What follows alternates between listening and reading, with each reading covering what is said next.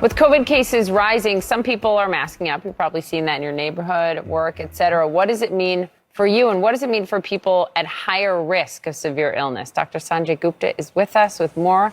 I keep thinking this when I see people with masks on. Am I making a mistake? What should I do? What should we do? Yeah.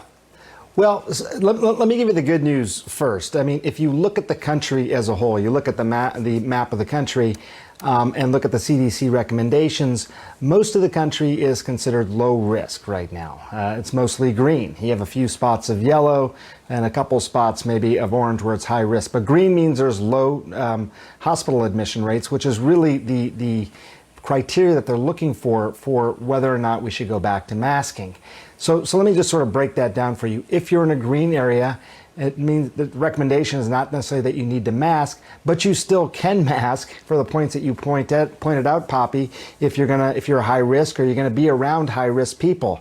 I recently visited my parents, for example, in Florida. I wore a mask. I tested ahead of time, try and keep them safe. If you're in one of the lower categories, then depending on what you're doing exactly, there may be situations where you need to mask as well. So that is sort of where we are. We're at an inflection point, I think, right now. We talked to a lot of the experts that you guys know over the years. Peter Hotez, for example, he said he's gone back to masking. Michael Osterholm said he's probably about to start masking. Jonathan Reiner made an interesting point. He said President Biden should probably be masking because he is 80 years old, so he's considered at higher risk. But I think we're at this inflection point. Numbers have been going up. Weather's going to get cooler and drier. They're probably going to go up a little bit more.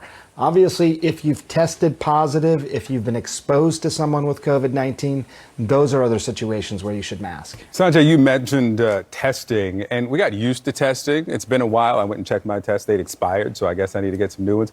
How should we be using these tests, and do they work against these new variants?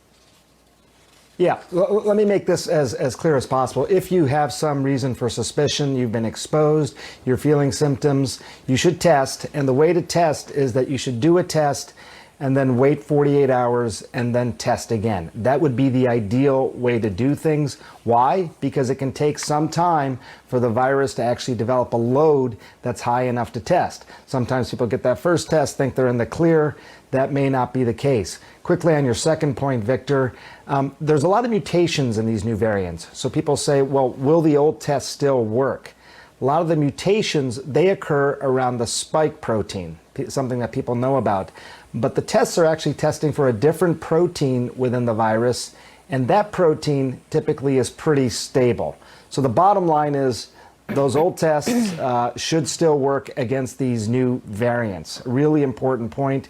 Victor, they're harder, there's not as many tests out there and you got to pay for them nowadays, but they still work and people should test, especially as we go into the cooler and drier weather. All right, and check those expiration dates too on those tests. Dr. Sanjay Gupta, thanks so much.